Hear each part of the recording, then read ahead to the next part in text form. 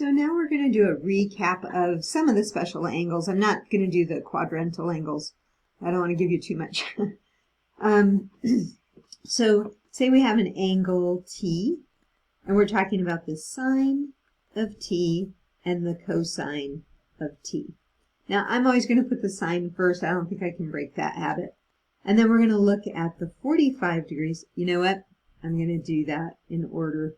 So thinking about sweeping around the circle, 30 degrees, 45 degrees, and 60 degrees. So there's no new information here. You can always draw triangles and find this information if you need to, but you're going to want to learn it.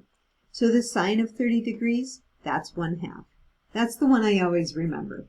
The cosine of 30 is the square root of 3 over 2. 45, that's the one where they're the same. The sine of 45 is the square root of 2 over 2. And the cosine of 45 is the square root of 2 over 2.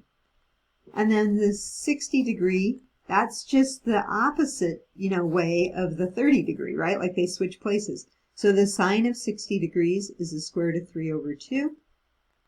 And the cosine of 60 degrees is 1/2. Now, this is the beginnings of a special angle chart. This is what got me through calculus.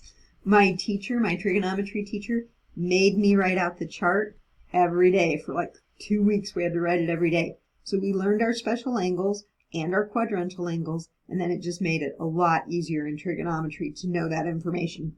Now it's new right now, so you're going to learn it and practice it, but they do come up a lot, so you can work on learning those. And if you want to play around with drawing triangles and finding them that way, that's a good exercise, but you don't need to spend a lot of time doing that.